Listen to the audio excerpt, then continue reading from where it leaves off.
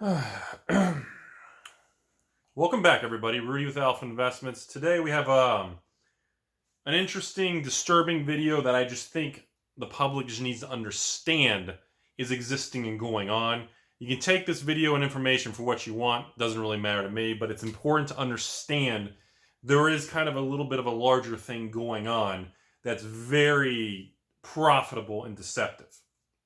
So, we're going to start off with the basic thing. You send a raw card to Beckett. If it's recolored, rebacked, tampered with, they still put it in a plastic slab. It will be slabbed.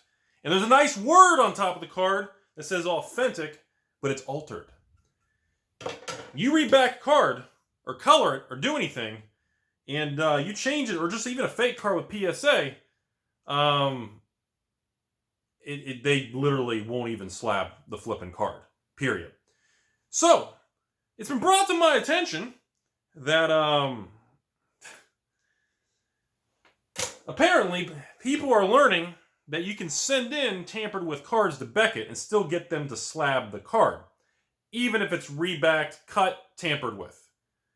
Where apparently, I guess maybe in the past with PSA, maybe because of the issues in the past with the Honus Wagner card and the trimming and some of the legal stuff years ago, and PSA is owned by Collectors Universe, which is publicly traded on Wall Street and has a lot more regulation, and their cards, once they're slabbed, are actually insured, and if it's fraud, they will actually give you like a fair market. There's like some sort of clause that they have with PSA.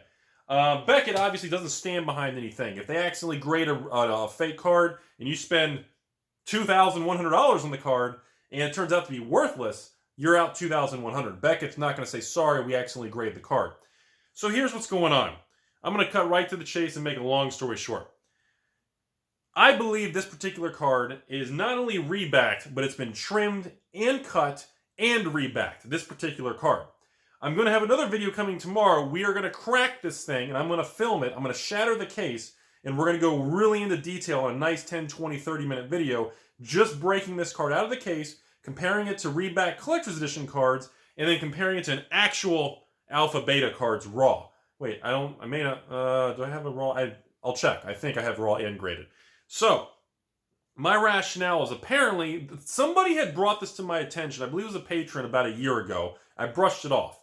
This ties into some shady crap regarding the Beckett grading and some particular sellers, not Beckett themselves, but the sellers that are doing shady things. This also ties into the PWCC, big, fancy, big number, getting all the attention on all the professional PhD doctor message boards known as Dr. Reddit.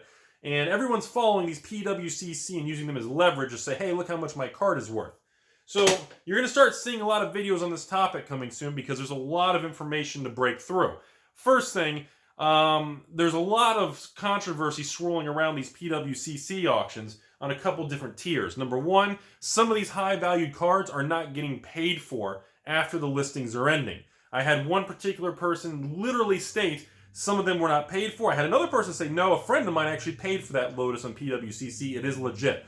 So it's not all of it, but there is some issues with some of these things in the bidding. I don't have evidence. There's a lot of message board stuff. Somebody recently was caught submitting, it was a seller, submitting cards to PWCC with trimmed cards, and they proved it in the sports card world because a lot of them are serial numbered and they're one of ones or one of, you can prove it. So, this brings me to the magic world, everybody.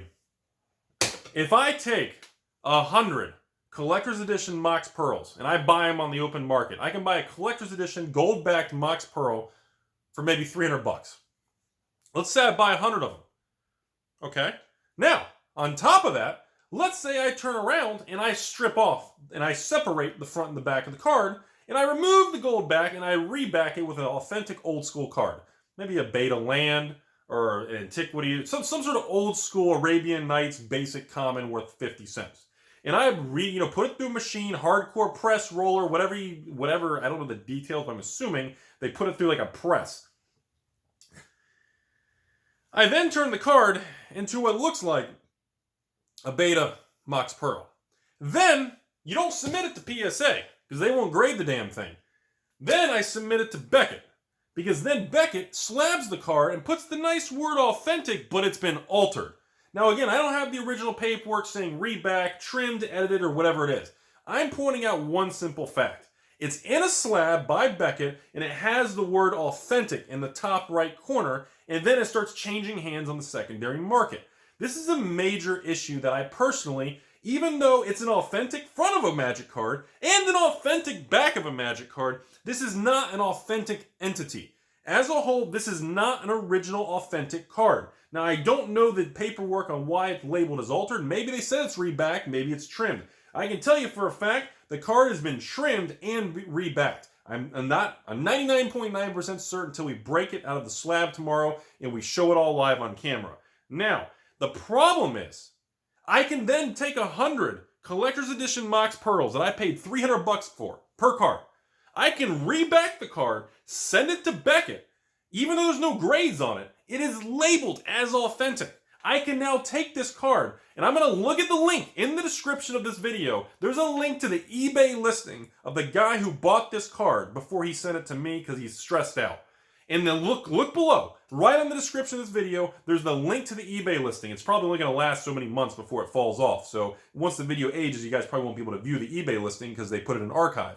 But the guy bought the card on eBay for $2,100 shipped. This card, in my opinion, is worth $0. It's not worth $50. It's not worth a Chalupa party pack. It isn't even a Nachos Bel Grande or the Nacho Fries. This is $0. This is a proxy. This is worth the same thing as this Chinese counterfeit card. There's nothing you can do about it. And here's the problem. By taking a fake, altered, rebacked whatever card, this, I'm assuming they labeled it as because they knew it was rebacked and trimmed. That's why it's altered. Although, I bet you the paperwork of Beckett, and if they want to comment or anything in the next video, you're going to see the serial number up close. I bet you it only says trimmed, doesn't say anything about reback. I bet you anything. Could be wrong. I personally believe this is intentionally being done by a couple entities out there. They are taking cards and they learn they can take a collector's edition card, get it rebacked and trimmed, and Beckett will still slab it. And this thing had almost 20 bids on eBay, and the guy paid $2,100 for it. And guess what? This was back in March, and it's been bothering him for months. He's past eBay's 45-day return window. I told him to contact PayPal Direct because you can do disputes for longer time frames and call them directly and explain the situation and the unique nature of it. You can even discuss and link to the video and show what we're going to do. The problem is you can take $300 collector's edition cards, slab it by Beckett, put it on eBay, just, hey, authentic altered. I don't know what the deal is. And people are bidding up this thing to $2,100, folks. Do you understand? If you do this with 100 cards at $300 per collector's edition, $20 in rebacking fees, maybe getting some other Fugazi, getting it graded, $300 cost basis, $350 cost basis. Dump them for $2,000 a piece? Are you serious? If you did this 100 times, you can make, that's a $1,500 profit each time you do it. That'd be $150,000 if you just pump these into the market, and people like me will never buy them. PSA will never grade this. And the problem is, these people get stuck with these cards. They don't know what to do. It bothers them. This is not the first time someone's contacted me. I had somebody, actually a couple people in the last 12 months say, hey, I've got a Beckett authentic altered card. Would you be willing to buy it? No, it's worth $0 because we don't know what's wrong with it. And it changes hands. There's no paperwork with it. So this is part one. This is more. There's a lot more coming the next 72 hours. Sorry, with Modern Horizons, everything coming on, it's very busy right now. I'm just letting people know, do not buy authentic altered cards. They are not authentic. This is not an authentic, genuine, single Magic card. This is God knows when we crack this thing, what's going to happen. This is a scam.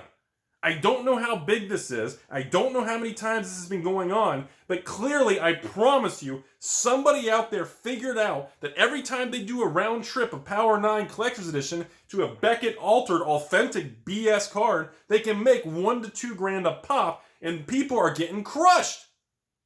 Does anybody care? This is ridiculous. Just understand what's going on.